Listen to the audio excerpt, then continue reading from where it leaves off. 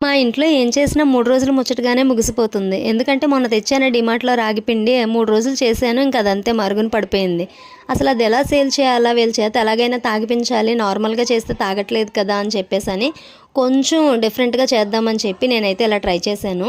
First రాగి పిండిని ఇలా జల్లించేసుకొని వాటర్ పోసి ఉండలు లేకుండా కలుపుకోవాలి. తర్వాత స్టవ్ మీద ఒక గిన్నెలో వాటర్ పెట్టుకొని అది కొంచెం బాయిల్ అయిన తర్వాత ఈ కలిపేసుకున్న పిండి ఇలా వేసి తిప్పుతూ కలపాలి. లేదంటే ఉండలు కడతాయి.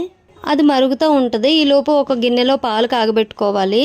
తర్వాత ఒక మిక్సీ జార్ తీసుకొని మీ దగ్గర ఏ డ్రై ఫ్రూట్స్ అయితే అవైలబుల్గా ఉంటే ఆ డ్రై ఫ్రూట్స్ అన్నీ వేసేసుకొని ఒక ఇలాచి కొంచెం పంచదార వేసి స్మూత్గా గ్రైండ్ చేసి పెట్టుకుని ఈ రాగి జావ బాగా కొంచెం మరిగిన తర్వాత దించి పక్కన పెట్టుకొని ఈ పాలు కాగబెట్టుకుని పాలు అందులో వేసేసేయాలి. కొంచెం బెల్లం వేసి బాగా కలుపుకొని తర్వాత మీరు ఏ గ్లాసెస్లో అయితే తాగాలనుకుంటే ఆ గ్లాసెస్లో ఒక్కొక్క స్పూన్ మనం మిక్సీ పట్టుకుని పౌడర్ వేసేసుకుని ఈ జావ కూడా అందులో వేసుకొని పిల్లలకి ఇచ్చేసేయడమే. హ్యాపీగా తాగుతారు. నాకైతే మూతి కాలిపోయింది.